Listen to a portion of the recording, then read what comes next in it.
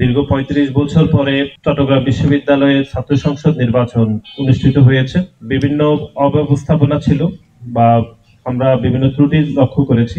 তারপরও আমরা মনে করি যে চট্টগ্রাম বিশ্ববিদ্যালয়ের শিক্ষার্থীরা স্বতঃস্ফূর্তভাবে এবং অত্যন্ত শান্তিপূর্ণভাবে তাদের মতামত তারা দিয়েছে এবং মতামতের ভিত্তিতে আগামী ১ বছরের জন্য চট্টগ্রাম বিশ্ববিদ্যালয়ের সাধারণ শিক্ষার্থীদের অধিকারের প্ল্যাটফর্ম, যেটি আমরা সাকসু বলে থাকি, সেটি নির্বাচিত হয়েছে। আমরা শুরুতে যারা নির্বাচিত হয়েছে সকলকে আমরা অভিনন্দন জানাচ্ছি।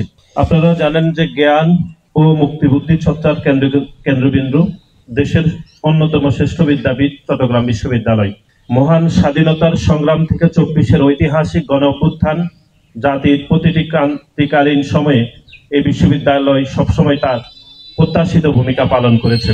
২৪-এর গণ অভ্যুত্থানের এই বিশ্ববিদ্যালয়ের ২ জন ছাত্র হৃদয় চন্দ্র তরুয়া এবং ফরহাদ হোসেন নিজের বুকের তাজা রক্ত দিয়ে বাংলাদেশের জন্য উৎসর্গ করেছেন। বাংলাদেশের ইতিহাস, ঐতিহ্য ও জাতীয় জীবনের সাথে ওতপ্রোতভাবে সংশ্লিষ্ট এই বিশ্ববিদ্যালয় ছাত্র সংসদ নির্বাচনটি দীর্ঘ ৩৫ বছর পর অনুষ্ঠিত হলো। কালার এক্সপার্ট, জর্জ স্যাপ এবং মাইল্ড অন হ্যান্ডস টেকনোলজি সমৃদ্ধ অরিক্স ক্রিস্টাল ওয়াশ আপনার লন্ড্রি এক্সপার্ট। এই বহুল প্রত্যাশিত নির্বাচনের দাবিটি বাংলাদেশ জাতীয়তাবাদী ছাত্রদল দীর্ঘদিন ধরে উপস্থাপন করে এসেছে এবং গণতান্ত্রিক এই অভিযাত্রাকে ছাত্রদল বারবার স্বাগত জানিয়েছে। ৩৫ বছর পর গতকাল অনুষ্ঠিত এই নির্বাচনের নানা সীমাবদ্ধতা, ত্রুটি বিচ্যুতি ছিল, যেটি আপনারা আপনাদের গণমাধ্যম থেকে আমরা জেনেছি।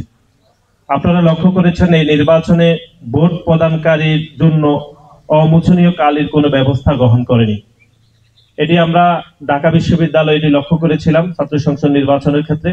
আমরা জাহাঙ্গীরনগর বিশ্ববিদ্যালয়েও একই সমস্যা লক্ষ্য করেছি, যেটি গতকাল এখানেও লক্ষ্য করেছি এবং আজকেও রাজশাহী বিশ্ববিদ্যালয়ের নির্বাচন হচ্ছে, সেখানেও আমরা একই সমস্যা লক্ষ্য করেছি। আমার মনে হচ্ছে যে বিশ্ববিদ্যালয় প্রশাসন এই বিষয়ে আরো অনেক বেশি সতর্ক থাকা উচিত ছিল বলে আমাদের মনে হয়েছে। একাধিক কেন্দ্রে দীর্ঘ সময় ধরে ভোট গণনার সময় এবং ভোট প্রদানের সময় এলইডি স্ক্রিনের ভোট প্রদান কার্যগুলি প্রচার বন্ধ ছিল। সেটি ইচ্ছাকৃত হতে পারে অথবা অনিচ্ছাকৃত হতে পারে, কিন্তু বিশ্ববিদ্যালয় আরো অনেক বেশি সতর্ক থাকা উচিত ছিল বলে বাংলাদেশ জাতীয়তাবাদী ছাত্রদল সেটি মনে করে।